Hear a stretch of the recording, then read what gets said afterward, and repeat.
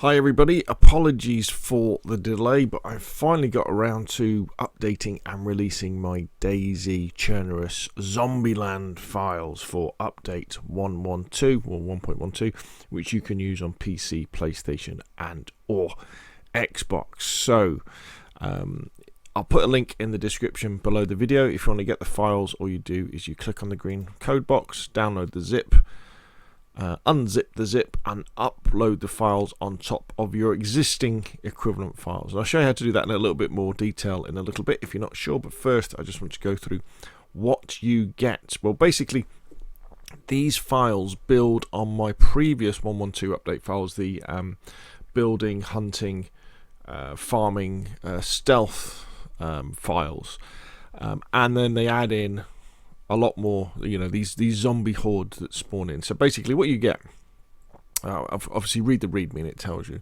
What you get is out in the countryside, and I do this by spawning them where helicopter crashes would spawn, but there's lots more of these hordes. You get these large hordes of military zombies milling around, right? Sometimes they're with helicopter crashes, sometimes they're not, but they're just kind of wandering around, very, very dangerous. And especially over time, because as you move towards where a potential zombie horde will be, it will spawn in and the zombies start spreading out, so they can cover quite a large area sometimes. So you've got to be very careful when you engage them, because they'll all start running after you. I will also say that although this mod is fun on PC, Xbox and PlayStation, these big hordes, they do put a lot of strain on your Xbox or your PlayStation or even your PC, and often things will start to run very jankily as well. Now, you also have small hordes of police zombies.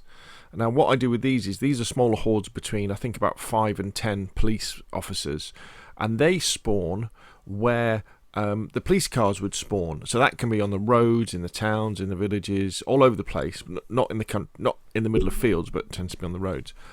Sometimes they will spawn in with a police car. Often they won't. They'll just be there. And again, you've got to be careful with these guys, because again, they will spawn in, say, in a town or a village, and they'll start to spread out.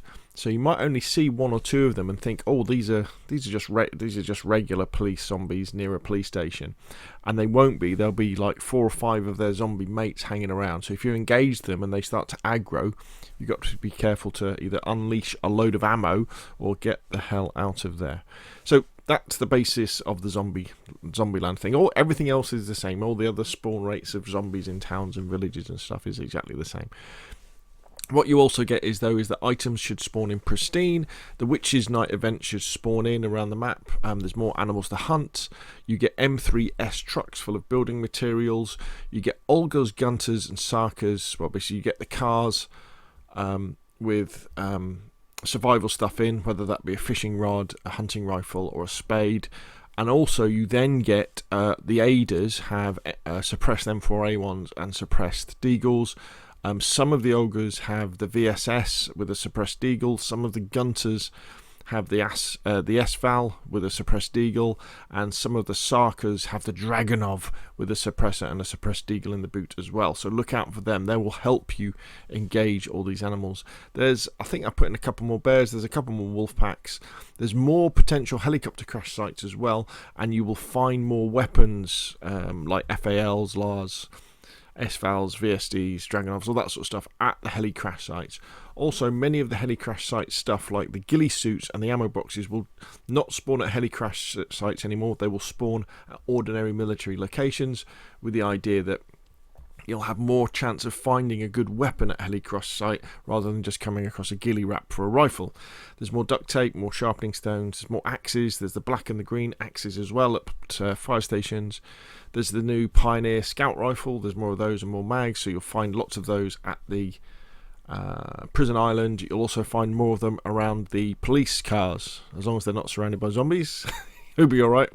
Magazines should spawn in basically almost full or full of ammunition, and when guns spawn in, if they spawn in with a mag or they're meant to spawn in with the mag, they'll spawn in with the mag. And also I've tried to add suppressors to all of the guns as well, you know, with this theme of taking down zombies with guns rather than melee weapons. There's more suppressors around the map. The coloured variant of the M4 and the, you know, the green M4, the black M4, the black KAs, the green KAs, all that sort of stuff should spawn in. There's more ammo, there's slightly more food, slightly more drink. The devs have put more food and drink around the coast anyway, so I don't really want to put too much in. There's more of the large military bags, there's more vests, and there's more large tents, there's more night vision goggles, and there's some surprises: swords, pumpkin helmets, weed, alcohol, cig, the Easter egg. Although I think they may well have disabled the Easter egg. So even though it's in the files, it might not spawn in. And then if you use the messages file, that will give you a simple 12-hour server restart with a simple countdown. So let's go back to how you install them then. So click on the green box, download the zip, unload the zip, and then go to your server. We're using Nitrado as an example. And all you do is you go to the specific folders where the files are and upload them over the top. So go into the file browser, go into the missions folder. You've got to dig a bit on PC to get to the missions folder. Remember, these are churnerous files, they're not for Livonia or anything like that. The zombies will spawn in all sorts of strange places. Now, in the first directory here, this is where you want to put the CFG spawnable types. That one, so you want to upload that one using the upload button there over the top of the existing file.